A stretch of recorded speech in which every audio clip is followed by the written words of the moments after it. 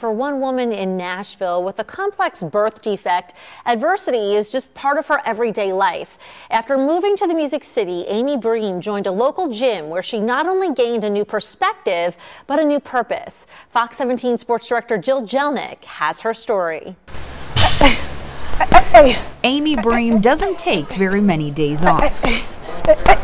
Whether it's in the ring, on the treadmill, or in the water.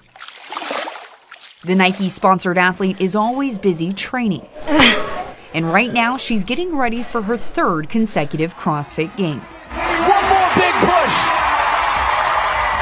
The goal is to go back and do better than last year. Strength, competitiveness, discipline, all things you can see right away. But one thing you may not see at first is her resilience. I was born with a congenital condition called PFFD. It stands for proximal femoral focal deficiency. Essentially, it means you're missing some extent of your femur bone. And for me, I'm missing the majority of my right leg, and my right hip isn't fully developed. PFFD is rare. It happens to roughly 1 in every 200,000 kids. But since Amy didn't need an amputation, she's never known any different. As odd as it is to say, blessed in the fact that I didn't have an amputation, because I've never known life with 2 legs. So it's like, when I need to take a step, I'm either gonna hop or I'm gonna put a leg on or use crutches, and that's just how it is. Amy describes her childhood as pretty normal considering her circumstances, but when it came to sports, that was a different story. I remember, playing tag with my friends at recess and realizing that I got tagged a lot because I was slower. But yeah, I did not enjoy gym class. I was really self-conscious, and that especially the older that I got.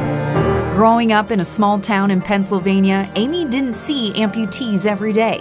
She assumed what her parameters were and didn't want to push them. I allowed it to an extent to make me feel like a victim sometimes, of like, well, of course I wouldn't do sports because I wouldn't be good at it. Amy decided she needed a change.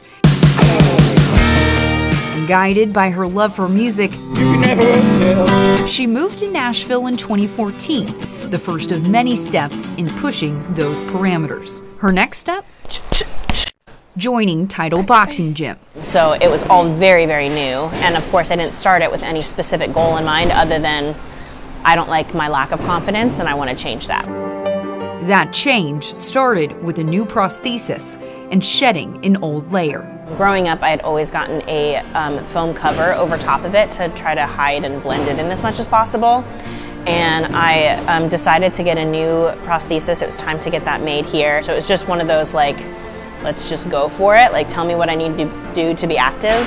And they're like, we'll take the foam cover off, which was like a whole layer of that was a big moment for me of like, oh, I'm not trying to hide this anymore. Testing her limitations, Amy was even open to a different kind of fitness her coach suggested. 9:36 into this 11-minute time cap. CrossFit. The 2021 CrossFit Games were the first to include an adaptive division. And despite having just been introduced to the CrossFit world, she decided to go for it. For 6 months, Amy trained nonstop with her coach, Scooter Houston. His main focus was getting me to believe that I was good enough and that I belonged there and that I could call myself an athlete, because it's taken me quite a bit of time for me to be willing to call myself athletic. What did you learn about yourself? Just believing that I could do it. And yeah, like kind of embracing that. Using a little motivation there from the crowd. In her first ever CrossFit Games, Amy placed 5th in the adaptive division. The next year, she placed 3rd. Following her success in the Games, Amy started to gain a larger following on her Instagram account, One Leg to Stand On. She didn't have any goal in mind when she first started it, but now she has over 260,000 followers. She hopes that when people see and hear her story, they become more aware of those with a prosthesis and also understand that only you can define your limits. I never want to be something on Instagram or any platform that like a middle school girl would look at me and say, that's great, I could never be like her. Despite her growing resilience, Amy says it's still a never-ending journey to make sure her leg doesn't define her. It's a daily struggle just to make decisions that are intentional and not driven solely by her leg. I always tell, if I meet younger girls especially that have a similar adaptation to mine, or really anything that they struggle with, don't let the physical limitation define what you do. Driven by her love to compete, She did it! and her desire to inspire others, Amy knows that whatever is thrown her way in life, she will adapt. If I can't do it at first, there is a way to figure it out, so let's just keep going. Hey. All she needs to do is take it one step at a time. Jill Jelnick, Fox 17 Sports, your Code Red station. If we all had just a tenth of her dedication.